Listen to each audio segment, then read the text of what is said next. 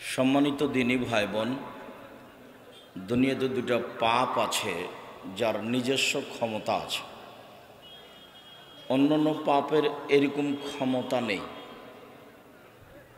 যে না একটা পাপ মানুষের যদি ঘটে যায়, তওবা করলে ক্ষমা হবে ইনশাআল্লাহ। তওবা না করলে এই পাপটা পাপের পাল্লায় বিচারের মাঠে উঠে যাবে, তার দুনিয়াতে কোনো ক্ষতি হবে না। কিন্তু দুনিয়াতে দুটা পাপ আছে যার নিজস্ব ক্ষমতা আছে, আর ক্ষমতা দুইটা। শিরক এই পাপেরও ক্ষমতা দুইটা, বিদাত এই পাপেরও ক্ষমতা দুইটা। শিরকের এক নম্বর ক্ষমতা হলো মানুষের অতীতের নেকিকে নষ্ট করে দেয়। শিরক করলে নেকি থাকে না, বাতিল হয়ে যায়। আর শিরকের দুই নম্বর ক্ষমতা, আল্লাহকে অপমান করা হয়। শিরক করলে আল্লাহকে খাটো করা হয়। কেউ যখন শিরক করে তখন ওই পাপের কারণে আল্লাহর মর্যাদার হানি হয়। অন্য কোনো পাপে এমনটা হয় না। বড় পাপ আছে অনেক, সুদ খাওয়া বড় পাপ। সুদ খেলে ব্যক্তি মহাপাপী হলো, কিন্তু আল্লাহর মান সম্মানের কোনো হানি হয়নি।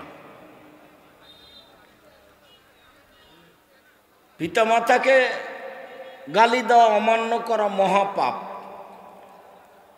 কিন্তু কেউ যদি পিতামাতার অবাধ্য হয় তাহলে আল্লাহর সম্মানের কোনো ক্ষতি হয়নি। কিন্তু কেউ যদি শিরক করে তাহলে আল্লাহর সম্মানের কি হয়? ক্ষতি হয়। শিরক একটা পাপ, তার নিজস্ব দুটা ক্ষমতা আছে।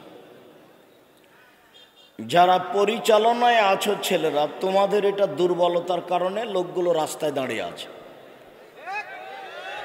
তোমরা এই প্রোগ্রামের জিম্মেদারি নিয়েছ, মানুষকে এখন হইচই করে বসাবা, একবারে ওখানে পাহারা দিবা দাঁড়িয়ে। এখান থেকে ওই পর্যন্ত 40 জন থাকবে অন্তত, কেউ যেন ওখানে দাঁড়াতে না পারে। তাহলে তোমাদের এটা দায়িত্ব পালন করা হলো। তোমরা তো পরিবেশ কন্ট্রোল করতে পারছো না, তোমাদের আগে বৈঠক হওয়া উচিত ছিল। কি পরিকল্পনায় আমরা প্রোগ্রামটা করব? তোমাদের চিন্তা ভাবনায় ত্রুটি থাকাই আমরা যারা এসেছি বক্তব্য শুনতে তারা কষ্ট পাবো বলে আমার অনুমান। তোমরা এখনো চেষ্টা করো। আর আমি অনুরোধ করছি আপনাদের যে ওখানে দাঁড়িয়ে থেকে সব কথা তো ধরতে পারবেন না। কোনো সময় গল্প করবেন, কোনো সময় আমার দিকে খেয়াল করবেন, তখন কথা তো হিসাব থাকবে না। সামনে এসে দাঁড়ান, সামনে এসে বসেন, সামনে এসে দাঁড়ান, তাহলে আপনার পরিবেশটা আমার সাথে ভালো থাকবে। আমার সাথে আপনার ভালোবাসা অনেক, এ কথা আমি জানি। আপনার ভালোবাসাকে আমি স্বাগতম জানাই, কিন্তু ভালোবাসায় এইভাবে দেখাবেন এটা আমি চাই না। ভালোবাসা দেখাতে হলে সামনের দিকে আসতে হবে, জায়গা থাকলে বসতে হবে, না থাকলে দাঁড়িয়ে থাকতে হবে। রাস্তাতে মানুষের অসুবিধা করে দাঁড়িয়ে থাকবেন কেন? এটা কেমন হয়? আরেকটা পাপ আছে, সেই পাপের নাম বিদাত। বিদাতেরও দুইটা ক্ষমতা আছে। এক, বিদাত করলে ইবাদত কবুল হবে না। শিরক হলে ইবাদত বাতিল করেছে, আর বিদাত ইবাদত আর কবুলই হতে দিবে না। আরেকটা ওর ক্ষমতা আছে, বিদাত দিয়ে আল্লাহর নবীকে অপমান করা হয়। শিরক দিয়ে আল্লাহকে খাটো করা হয়, আর বিদাত দিয়ে আল্লাহর নবীকে খাটো করা হয়, অপমান করা হয়। তাহলে দুনিয়াতে এই দুইটা কিন্তু পাপ, মহাপাপ। এই দুটাই কিন্তু মানুষ ভালো ধারণাই করে। গাড়িটা ঠাকুরগাঁ থেকে ছুটেছে, ঢাকা যাবে, বারবার কন্ট্রাক্টরকে বলছে ড্রাইভার যে কবর পেলে 10টা টাকা দিও, মাজার পেলে 10টা টাকা দিও। তো ড্রাইভার এভাবে বলছে কেন? অবশ্যই ড্রাইভারের একটা ভালো ধারণা যে মাজারে 10টা টাকা দিলে গাড়িটা আমার অ্যাক্সিডেন্ট হবে না। তাহলে শিরক পাপটা করছে ভালো ধারণায়। বিদআতও ভালো ধারণায় করে মানুষ।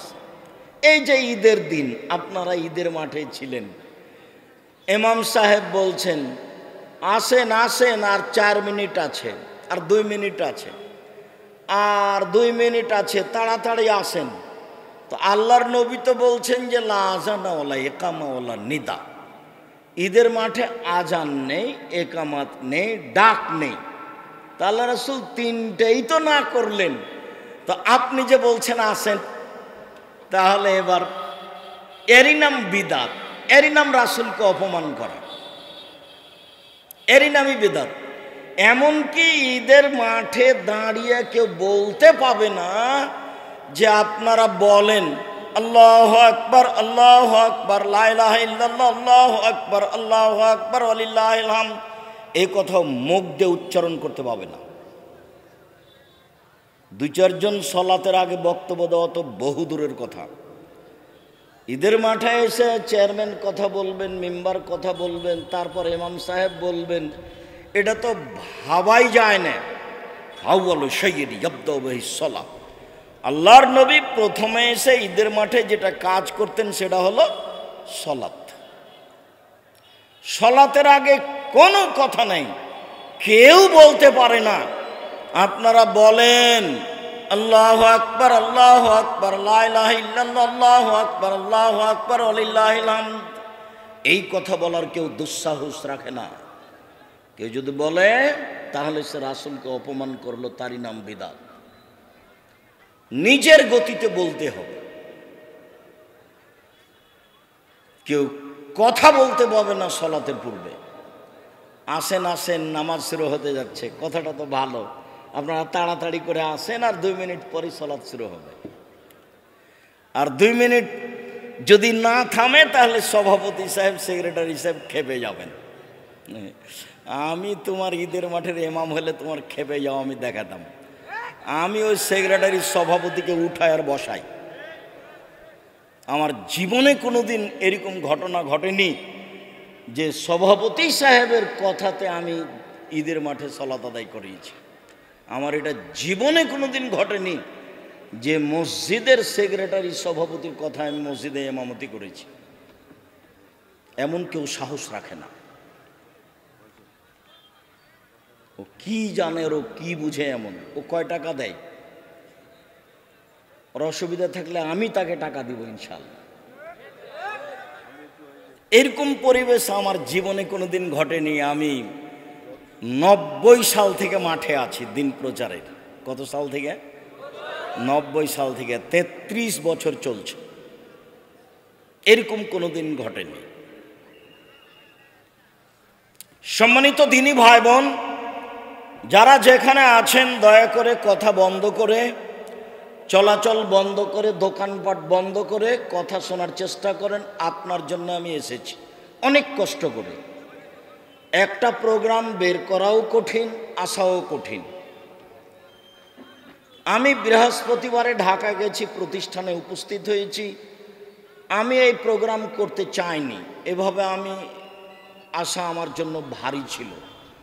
জুমার খুতবা ছিল গাজীপুরে। গাজীপুরে জুমার খুতবা দিয়ে বিমান 6টায় ছিল, 7টার সময় নেমেছি। বিমানবন্দরে মাগরিবের সলাত আদায় করেছি, এশার সলাত আদায় করেছি। এখানে এসেছি আপনার কাছে। আপনি যদি এখন দোকানে বসে থাকেন, আপনাকে আমি সম্মান করব এই কথা আপনি মনে করিয়েন না।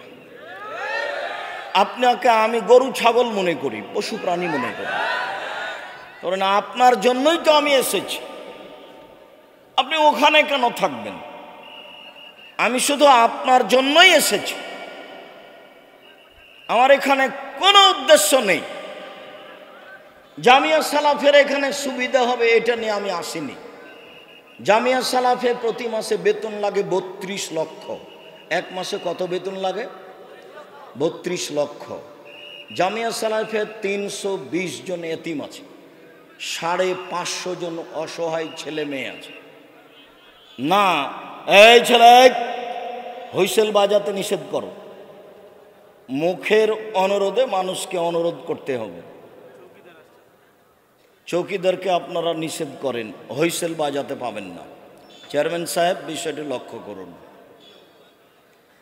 সম্মানিত দ্বীনি ভাই বোন, আমরা প্রথমে আলোচনা করি শিরক। শিরক করলে অতীতের নেকি নষ্ট হয়ে যায়, এইটা আগে দেখি। আল্লাহ তাআলা বলছেন, ইন্নাহু মান ইউশরিক বিল্লাহ ফাকাদ হারামাল্লাহু আলাইহিল জান্নাহ মাওয়াহুন নার। কেউ যদি শিরক করে তাহলে তার জন্য জান্নাত হারাম আর স্থান জাহান্নাম, একসাথে দুইটা।